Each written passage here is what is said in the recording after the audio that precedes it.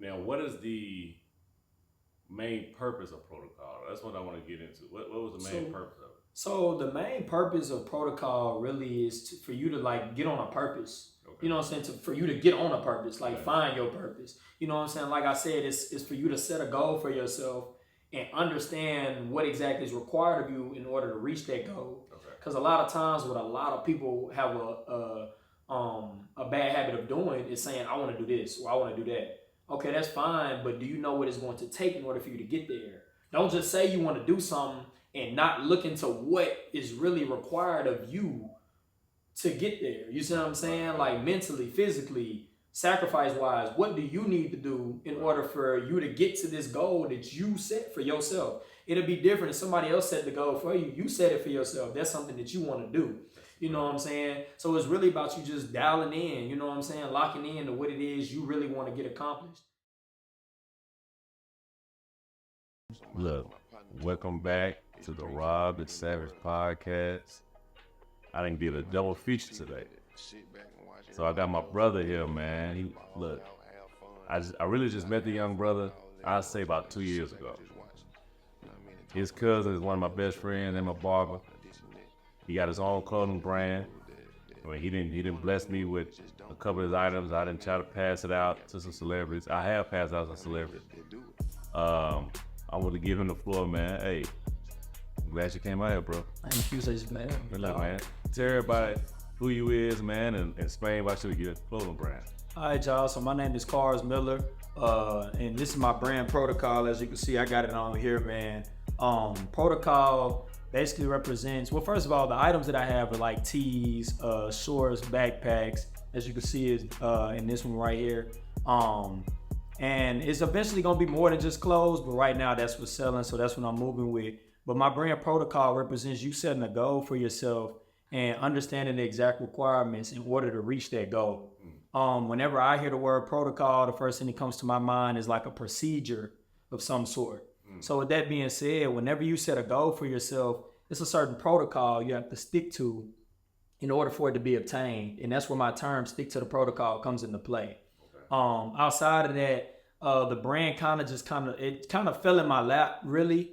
I started it in 2020, but in 2017 is when the word protocol was kind of getting associated with me amongst my peers and stuff.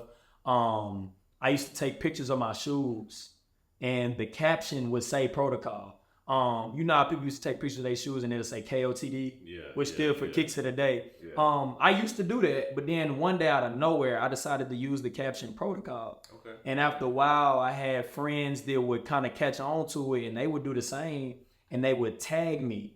And I'm like, dang, I think I accidentally started something. You see what I'm saying? Trendsetter. Yeah, I feel like I had accidentally started something. And this was 2017, like I said, so this is way before I thought about doing a t-shirt, a backpack, or anything. So it's kind of like I had the brand before having a physical product, if that makes sense. Okay. Yeah, man. That's killer. Yeah, for sure. I love anything black on. Mm-hmm. And of course, I'm always trying to put it in the right hands, man. Charleston White, Desi Banks, anybody I can who has a platform, I'll put in their hands so they can wear it, man. We got to bring black back. Yeah, for sure, man. Yeah, I be seeing you tapping in with all of them. Got to, man. Got to. We're gonna navigate, man, to your past, man, how your upbringing, man. So, what city you originally from? Everything. Man, I'm from Nashville, Tennessee. Born and raised. I went to Cane Ridge High School. I have a little sister. Grew up both parents in the house. They're from Cleveland, Mississippi. Bleak. They country, man. They from Cleveland, Mississippi. My dad got 5 brothers, 5 sisters. My mom has 1 sister and like some step siblings. We go back out there from time to time. It's just boring. I kind of stay away from. I get out there to see family and stuff, but it's literally nothing to do out there. It's a contrary to that, though, bro. Yeah. So you bring up Mississippi. We actually, me and my team, we have a comedy show September 10th in Moss Point, Mississippi, which I don't know how far it is for Cleveland. Moss Point? Yeah, it's like I don't know if I heard of that. The Gulf Coast of Mississippi. Like okay, is it the bottom? Okay. So it might be a little different than y'all, but Mississippi got some jumping shit in some parts, but like you say, they can't. Yeah, I'm saying, like, I got family. My mom got family in like Tupelo. Okay. I've been out there a couple of times. I feel like it's way more to offer than Cleveland. Okay. From my understanding. How about Cleveland, Jackson? I want to say Cleveland and Jackson maybe about 2.5. Okay.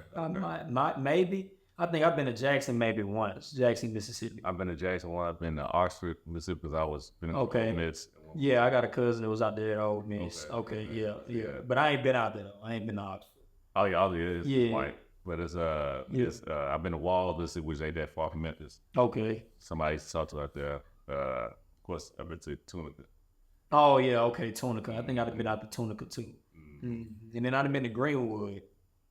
I've heard of Greenwood, just ain't been there. Okay, yeah, Bleak mama them side is from Greenwood. Okay. Yeah, he got a granny out there on his mama's side. They let him tell you, Master P, y'all might be Man, we ain't related to them folks, man. I don't know that this New Orleans right there now. Man, we not related to them folks, man. We not, bro.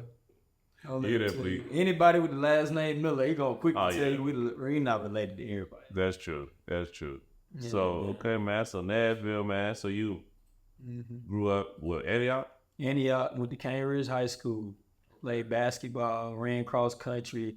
Wanted to play college basketball. I had somewhat of a chance to try to walk on at a little 2-year school that I was thinking about going to try out at, but confidence wasn't there. I had stopped kind of playing after I graduated and was just working. Picked up a job. Was Coach Sims out there? Coach Sims was there. Man. Coach Marlon Sims. You know what high school he went to? White's Creek. Come on, man. I know he went to White's Creek, man. Yeah. Coach Sims went to White's Creek. They said it was solid. He was. He was out there with David Vaughn. Yeah, it was like 4. That's the one went to the NBA. He was the one player in the nation. In the nation? Nah, I didn't know that. He ended up going to Memphis, playing with Penny.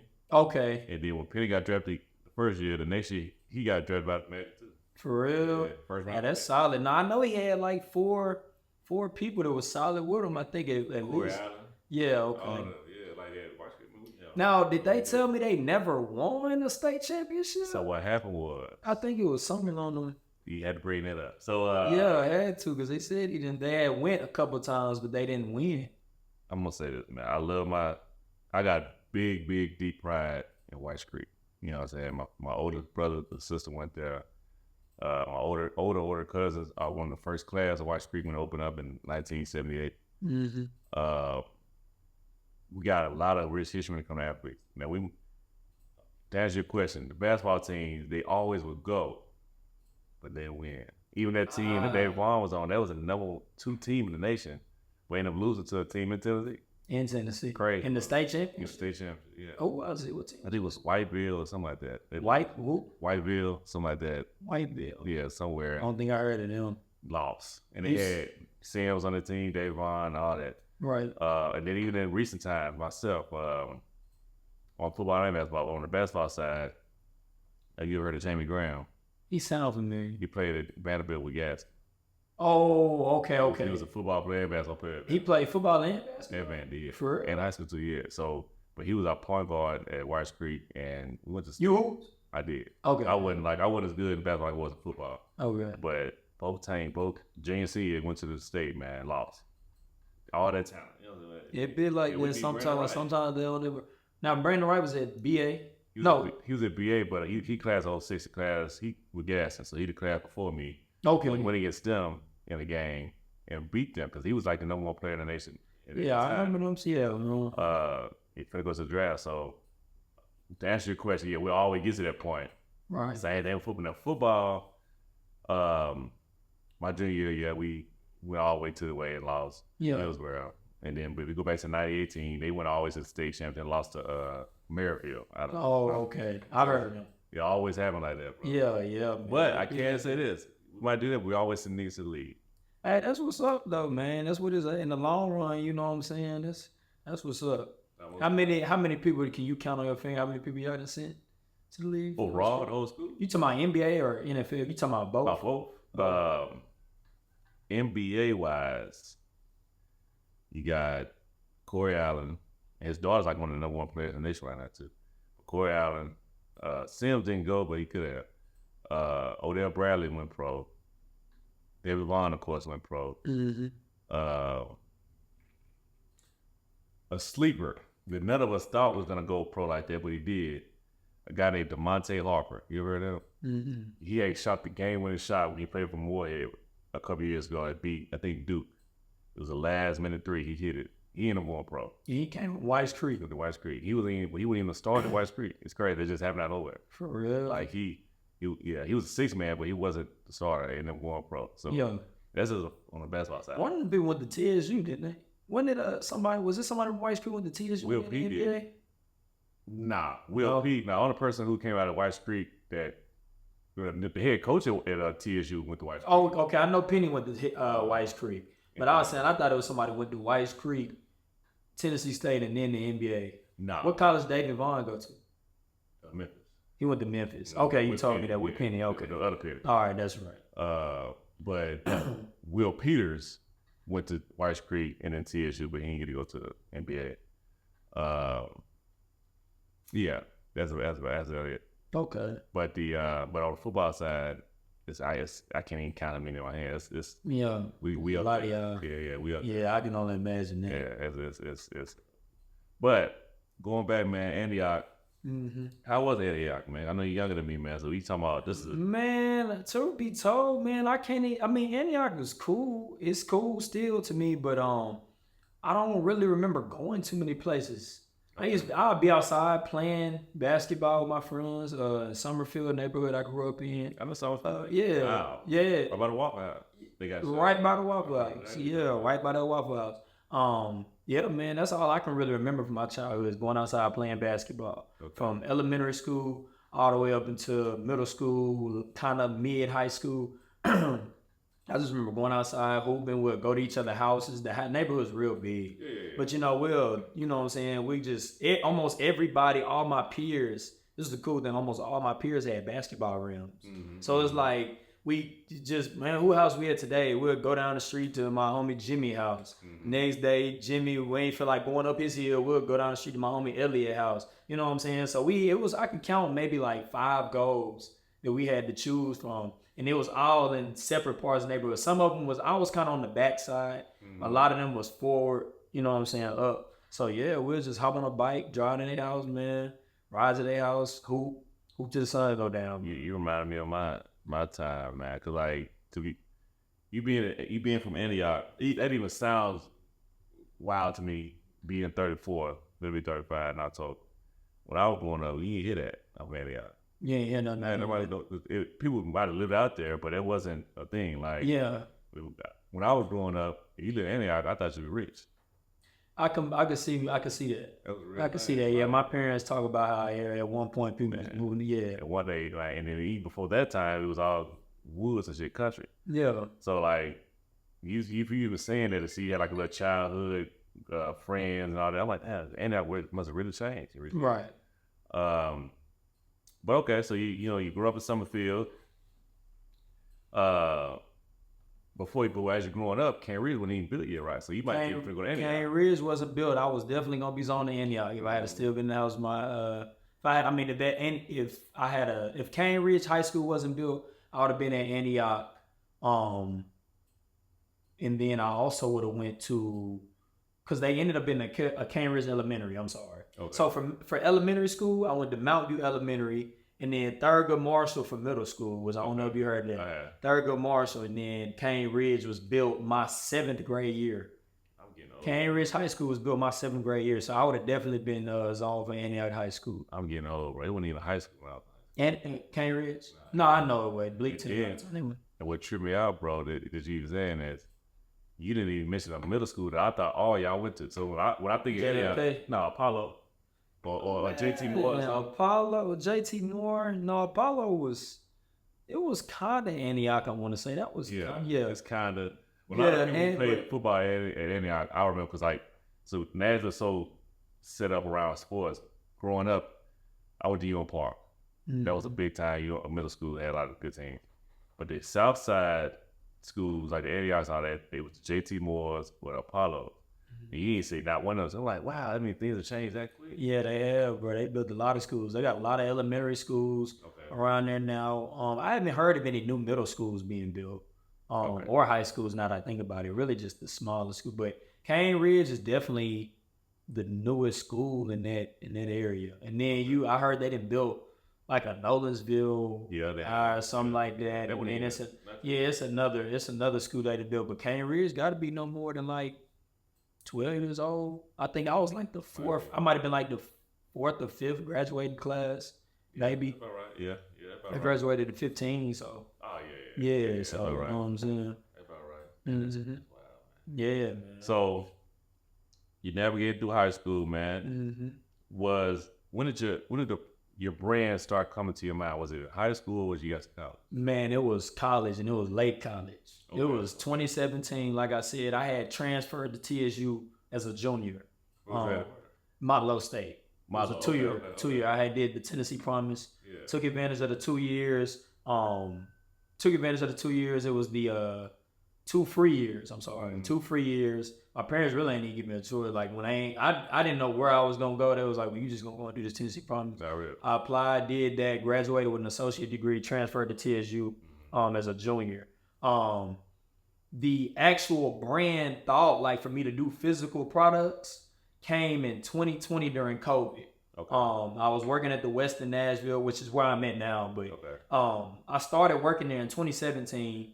By 2020, when COVID hit, we got furloughed. A lot of people got furloughed. So not necessarily laid off, but like a temporary layoff. Right. Like, hey, we're not having business right now. Hotels were down. A lot of stuff like that was down because of the virus. Right. And I ain't had nothing to do.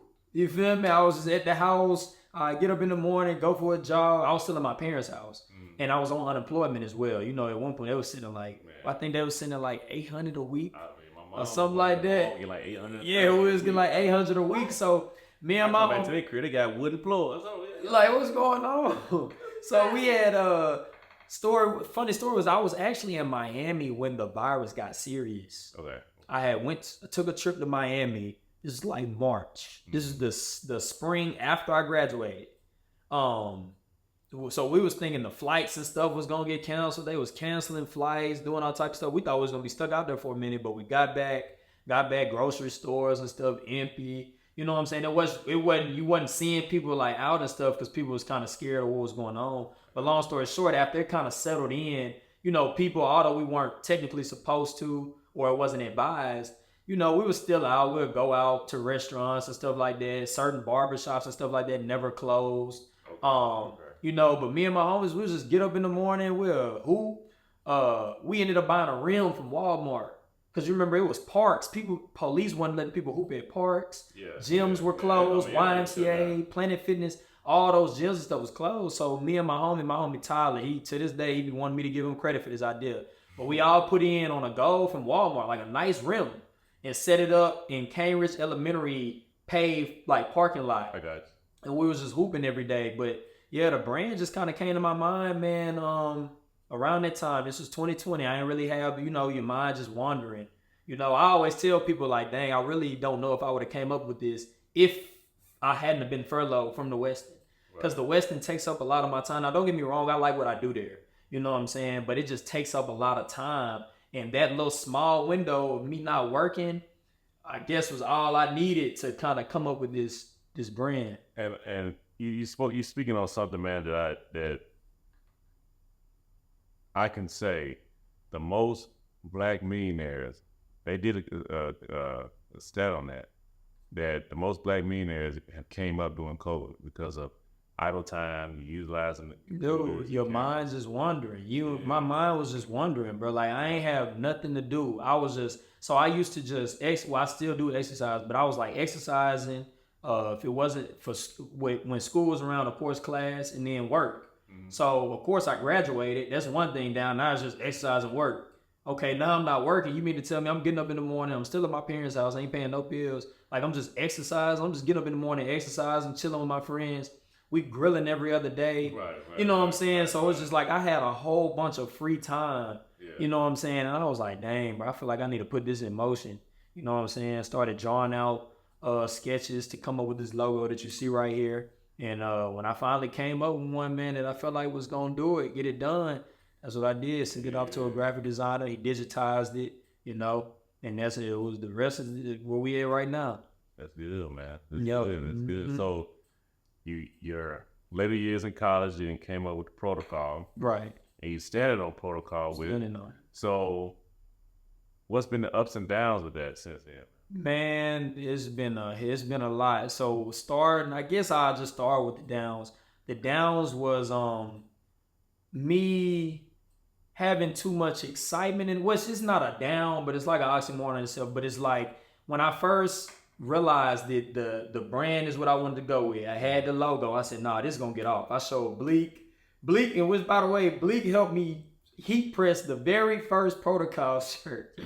And the very first protocol shirt. Bleak did that for me, man. So shout out to him. Shout out to Cuz. But once I figured out that this looks solid on a shirt, I just went to a place in Murfreesboro, screen printed place in Murfreesboro, which by the way my homie Zach told me about. He has a brand as well. And I just got a bunch of shirts screen printed, right? Well, at first I started out with 12, but once I went through them quick little 12, I went ahead and did a bunch of colors. Now the excitement kicked in. I mean, where the excitement kind of threw me off at was I didn't do little stuff like let's create an account for the money that you're gonna make with this. Let's track how much you're spending and little stuff like that. But I was just so excited to get it going. You know what I'm saying? I'm like, bro, like I got a brand. Like I know people finna rock with this. They already called me Protocol. People already know or associate my name with Protocol. So my excitement kind of overtook some very important steps. Cause I'm like, bro, I was just so happy to post a picture on Instagram and let everybody know, like, I got a brand, I got a page for it. You know what I'm saying? Man, so everything you're saying is what it's some growing pains that me and Candace went through with the podcast, bro. Like like even though and shout out to Yellow Pain for being the first artist. Like when we got that out the way, man, things just come so fast. And you just get too excited, bro, and you skip over. I still do it from time to time, but you skip over very important steps, But it was. But long story short, man, I had people pulling up to my mom and dad house, bro. I want one.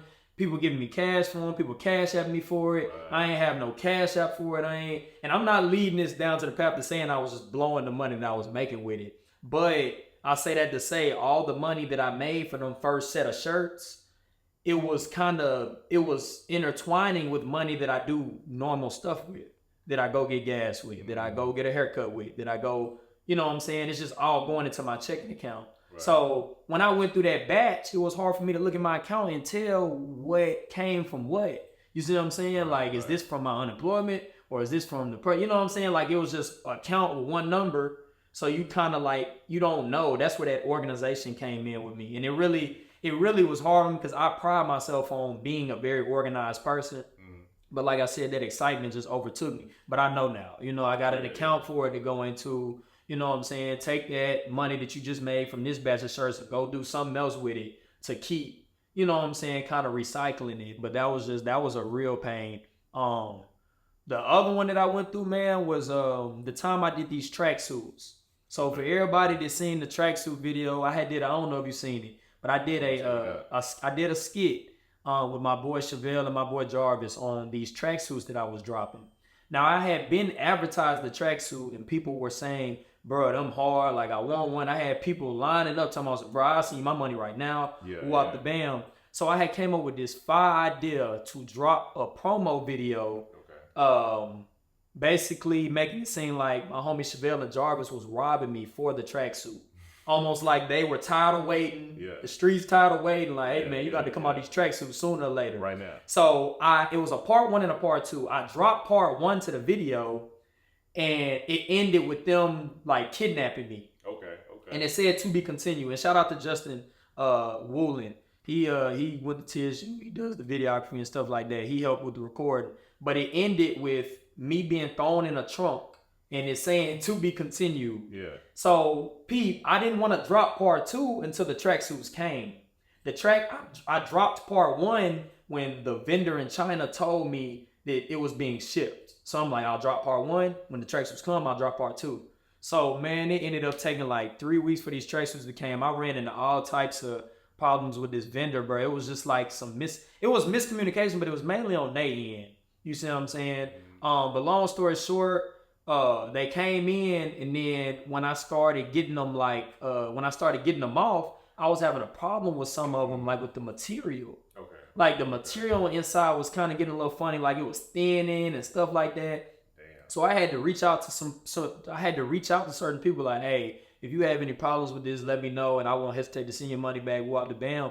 But it was a really large investment that I made, and this vendor wasn't being cooperative with me at all. Act like they didn't want to give me no money back. I had to go through the actual site, the Alibaba site, to get this like situated as far as like an agreement for them to do something for me, because I didn't put so much money behind it. Right, I did promo videos. I was gonna do a shoe. I paid you X amount of money to get them shipped over here. Right. You know what I'm saying? And I paid for express shipping at that. You see what I'm saying? They was behind on getting them made and all types of stuff. So you didn't count over thousands, way over that. Right. So I done did all that, and then I get them, and you mean to tell me some of them, the material to like, nah, that ain't it. You know what I'm saying? So long story short, I don't go through that vendor anymore. But that was another downside, so I mean, that was just a little hard bump in the road that I hit. Okay. But on the benefits, I mean, the ups, I feel like I'm getting better with the content that I create, as far as introducing the products that I do. If you go far down on the page, whenever I had a product, I just be quick to do a little photo shoot with my own camera or something. But now I'm realizing how I can actually get people engaged. Okay. I've done 2 skits now. People have found those very entertaining. Looking at doing like a protocol TV type deal. That's why I was so excited when you reached out to me about this, because I'm like, man, putting this stuff on camera and like actual dialogue instead of just taking pictures of it with a long caption on what this is, when it dropped, material, stuff like that. Like, this is always more interesting. You know what I'm saying? Face-to-face interaction, man, on any kind of brand or any kind of topic is always best, man. People can feel the vibe or feel the passion that you have in your brand or whatever you're doing. Okay, man. So you didn't hash your downs, you didn't hash your ups. Mm-hmm. Now, what is the main purpose of protocol? That's what I want to get into. What was the main purpose of it? So the main purpose of protocol really is for you to like get on a purpose. Okay. You know what I'm saying? For you to get on a purpose, like find your purpose. You know what I'm saying? Like I said, it's for you to set a goal for yourself and understand what exactly is required of you in order to reach that goal. Because a lot of times what a lot of people have a bad habit of doing is saying, I want to do this or I want to do that. Okay, that's fine, but do you know what it's going to take in order for you to get there? Don't just say you want to do something and not look into what is really required of you to get there. You see what I'm saying? Like mentally, physically, sacrifice-wise, what do you need to do in order for you to get to this goal that you set for yourself? It'll be different if somebody else set the goal for you. You set it for yourself. That's something that you want to do. You know what I'm saying? So it's really about you just dialing in, you know what I'm saying? Locking in to what it is you really want to get accomplished. It's funny to say that because on the past interview I did with my boy Riley Howard, shout out to Riley, the Elite 3. He said, man, you got to bet on yourself. Right. Invest in yourself. Right. Everybody else will catch on. Mm-hmm. That's exactly what it is, man. So yeah, it's basically just sticking to it. It's kind of self-explanatory, but at the same time, it can use some explanation, but stick to the protocol. You setting your protocol, so stick to it. Hey, I mean, I gotta start using that verb in my own. Talk, to start telling people stick to the protocol, man. Most definitely. I mean, I include that facet into everything in life, man. Like even off air when we was talking about the state of black men and black women, why things are not working out there. I think that is a protocol that was set for us at one point, but we have strayed away from that protocol. Mm-hmm. To be honest with you. Yeah. And the reason why we wonder why things are not going the way it's going. We're doing what we want to do. And listen to what it takes. Yeah, exactly, man. That's big, man. So okay, what's next for the brand, bro? So right now, man, the most recent item I did is these backpacks. If y'all haven't caught one already, please tap in with that before they get gone. This comes in this gray with lime green, and I also have a black and red one. I should have bought both one on the set, but I just bought this one because it kind of matches what I got on. Yeah, for sure. But the next big thing that I'm looking into really doing, well, first of all, goal-wise, as far as like in order to improve and enhance the brand, I'm looking into being more consistent. You know what I'm saying? I feel like I'm becoming very creative with this brand, but it's not as rapid as I would like it to be. You get what I'm saying? It's like when I finally do something, I do it, but it's like long gaps in between me doing the next project. And that's just on me being procrastinating from time to time or you know what I'm saying, spending a lot of time at work and then getting home and not really having the energy trying to shove exercise and family and different things into, you know what I'm saying, my life. But I'm gonna start a YouTube channel. That's the next thing that I'm looking at doing, man. Protocol TV, because I think it'll just really broaden, you know what I'm saying? Like protocol alone is so broad, you know what I'm saying? Like you could do so much with it, you know? So I definitely don't want it to just be limited to clothes, you know what I'm saying? But I do have kids' clothes on the way. I'm gonna start looking into some fall stuff, you know? But you mess around to see some protocol shower curtains. I done had a guy make me rugs and people inquired about them. No, that's real. Yeah, you know what I'm saying? So with this logo alone, you know what I'm saying, I feel like I could just do so much with it that it's just endless. You know what I'm saying? Okay. What I could do with this is really endless, man. Well, I mean, look, I love the color schemes, man. Yeah. And thank you for the shorts you gave. Yeah, for sure. I love you get a chance, man. Give me a black shirt with some with the protocol. Where, the green or whatever. Yeah. I fucks with it, man. Yeah, for sure. Especially with the backpack. And hopefully, we get some more batch in. When school get in, we can start promoting it too. Yeah, that's what I try to target, like a little back to school and doing pop-ups there. And stuff. But that, and then plus, I got other homies that got nonprofits who have backpack drives. We can do something with that too, man. Mm-hmm. So how can the people find your product, man? So you can find my product. I have an online store. It's theprotocolclothing.com. And then also you can follow me on Instagram at theprotocolclothing. The links are in both of the bios of my Instagram pages. My Instagram is CamBam97, and that's Bam with 2 M's. Like I said, links in both bios. You know, I've been doing a lot of different things to the site, trying to update it. The second I get orders, y'all, anybody that knows, the second I get orders, I head to the post office immediately. I ship them off immediately. So if y'all can also catch me at, go ahead. I was home. Yeah, for sure. Then you can also catch me at different pop-ups. I often do pop-ups at my cousin's barbershop, Chop Nation, which is, I ain't gonna say North Nashville, man. Y'all get to argue. We might say West. Just say Northwest. We'll just say Northwest Nashville. And yeah, man, that's it. That's really what I do, man. I keep some in the trunk with me. If you happen to bump into me out in public, you know what I'm saying? I'm keeping bags on me, keeping different shorts on me. You know, I'm always prepared to just make that quick transaction, you know, and continue to push this brand, man. All right, man. I'm glad you came on the podcast, man. I'm appreciative of it. I'm gonna push as hard as I can for you. Yeah, for sure, man. I appreciate that, dog. Yeah. For sure, man. Appreciate it. Stay tuned.